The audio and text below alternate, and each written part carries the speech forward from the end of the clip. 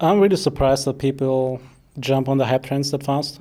I still think Fnatic and Splyce are by far the better teams from all the pack. Vladimir will never get nerfed. You will get an 05 Yasuo in every one of your ranked games. NA will win worlds. Hey man, got trouble sleeping? Try Brain Effect Sleep. What are you doing in my home?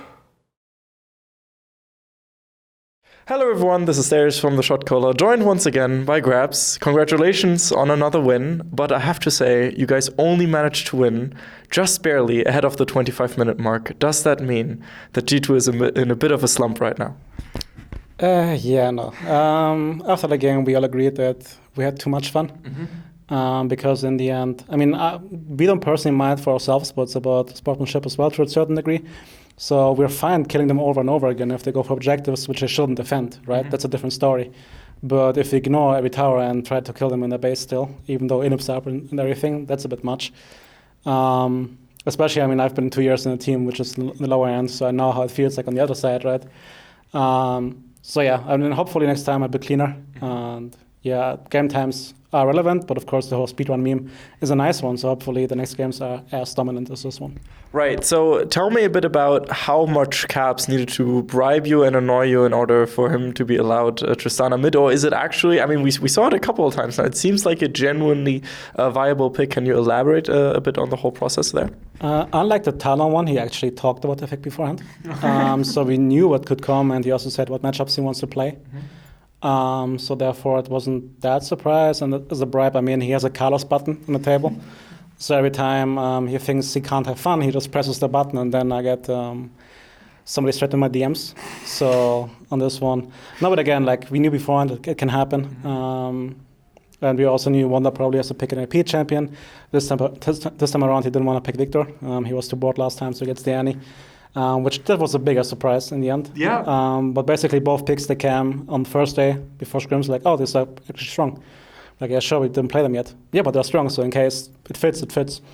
So they, of course, have the trust of the team and me that if they talk about it beforehand, we don't necessarily need, like, a week preparation. So he just said it fits, so we gave them the picks and then they carried.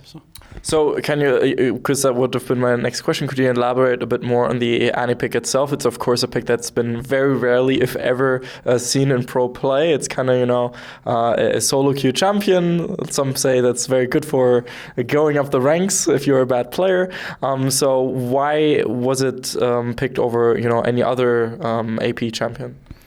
I mean, it basically comes down to, as per usual, if all the OPs are nerfed. Like, if you think back, our Salas, Akali, I really not that much, right? But Aatrox even got Revive removed.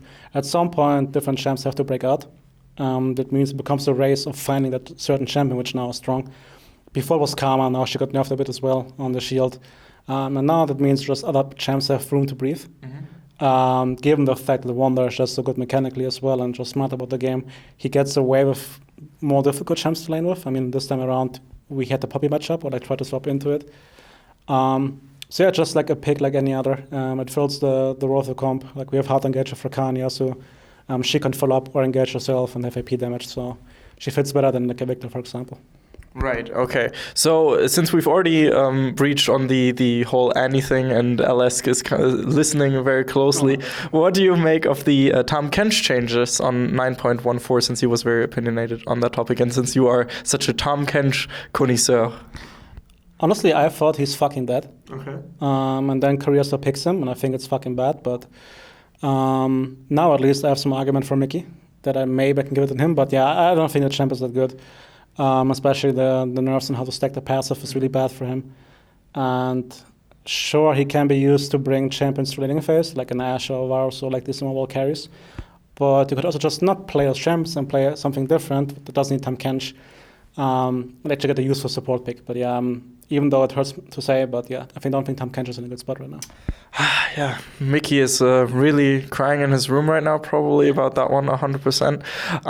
What do you make of the fact that such a huge patch like 9.14 comes out so late into the season, especially in terms of competitive play? I mean, we're not going to see that many patches ahead of Worlds at this point. So is it a bit extra difficult for you to prepare with the team? I think the whole issue got overblown. Okay. It's not that big. Of course, it's a big patch, right? But when are they supposed to make big patches? And it's not, for me, it didn't feel like a mid-season patch. As you can see, our pick priorities are kind of the same. Like there's still Kiana, which is banned out. There's still Yasuo. There's still Yumi. So nothing really changed that much, I feel like. Top lane, of course, now that the range champs are a bit nerfed, there's also more room for champs to breathe. And I mean, Tahm Kench Lex got removed basically right from the pool. Lex is still playable. Like again, I don't think it was that big of a deal. And I think it's good that they started with 2 champs each on the shield breaker, mobility breaker, and health regen. Yeah. And they can expand on that idea. For example, a champ like Kled was good before, but then champs were stronger than him, but they got nerfed. So at some point he was about to break out, right? It's not necessarily only because of that, even though I think it's like, 10 to 15 extra damage if you get the Q, because you remove the health regen. But yeah, I like those small changes more, so therefore I don't think it was a big issue.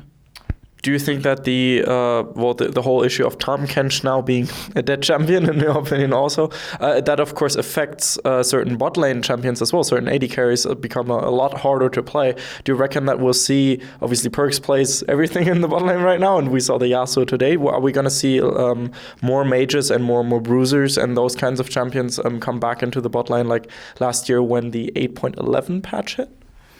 Right now we're still experimenting, right? We're still in the phase where we have a bit more freedom because we are very comfortably first place. So we're just going to experiment in scrims and see what works, what doesn't. He's very adamant about AD carries not being so strong. So it's my job to bring data in and say, okay, actually wrong or right. And then we will see if he plays something like Erzel, Lucian, Xayah is wrong, or if he goes back to mages and bruisers. That's yet to be seen. Okay, fair. Now, since you already mentioned you're comfortably in first place, you can sometimes look at the race for a second and go, okay, you guys do you and we do us. What do you make of the strength of the league right now? Because obviously we've seen a lot of upsets. We've seen Misfits Premier come in and take a lot of wins, of Fnatic even. It seems all very shaken up right now, and only Splyce is able to get the consistent wins overall. What's your judgment on the LEC?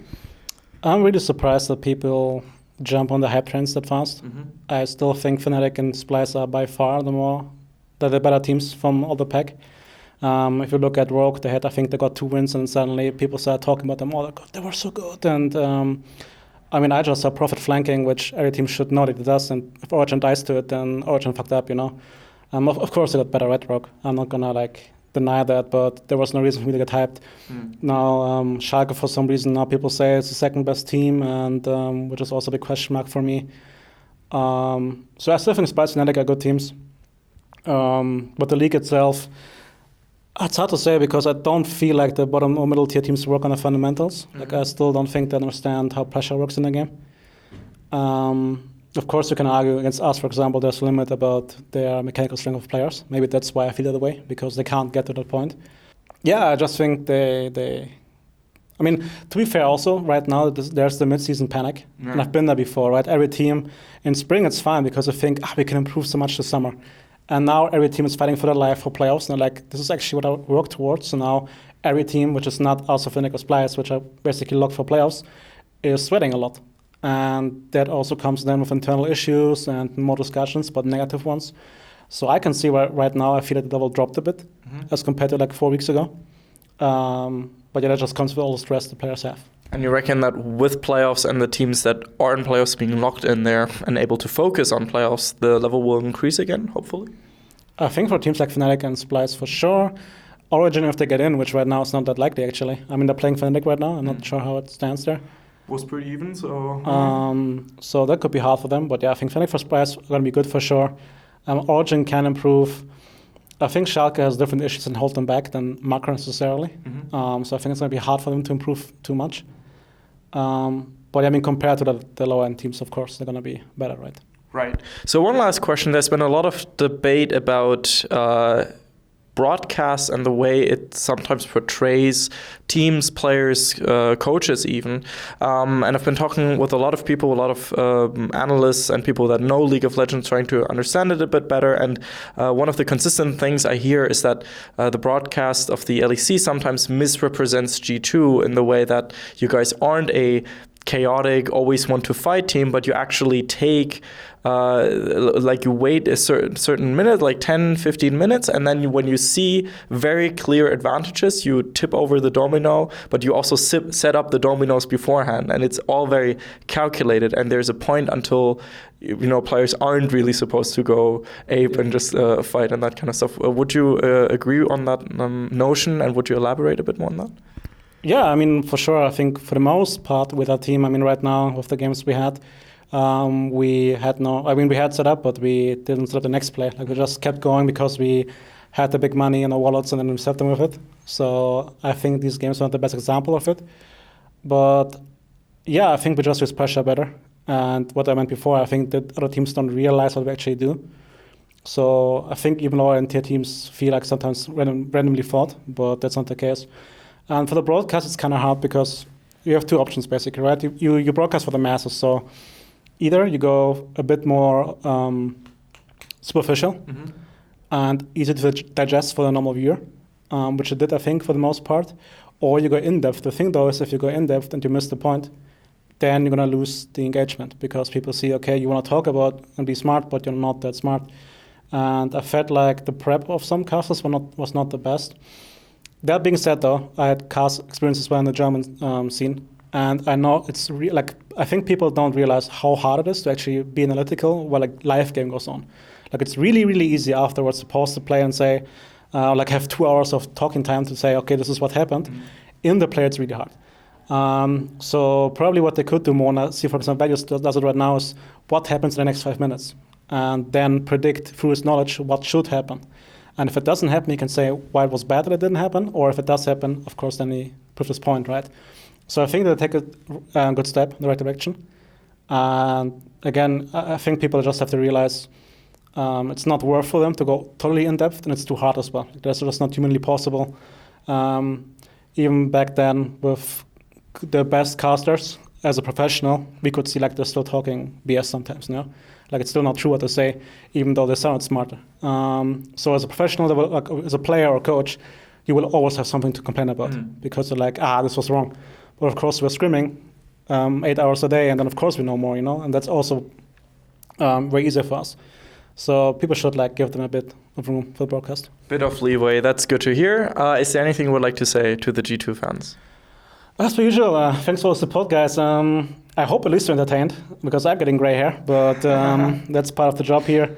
You can expect us, though, to be a bit cleaner for playoffs, because that's our goal right now. So even though the next 3 weeks we might lose a game because we're getting too cocky, and not too cocky, because we're having too much fun in game, don't be too worried. We're going to have it for playoffs. And a hashtag for the people that watch until the end? Oh, God. I'm really bad at this, so give me one.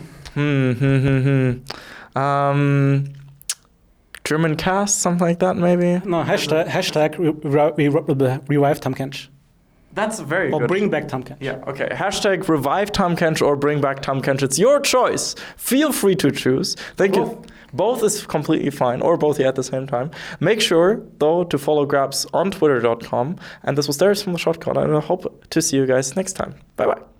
We'd especially like to thank Krzysztof Bujnovic, Thomas Göttel, Etienne, Erich Althaus, Lukas Legal, Lazy Raven, Lama Vyuta, and Adam Novosviat for your very special support, and of course also all the people whose names you see scrolling past you. Without you guys, we would have closed down probably a while ago. So thank you so much for your help. Thank you.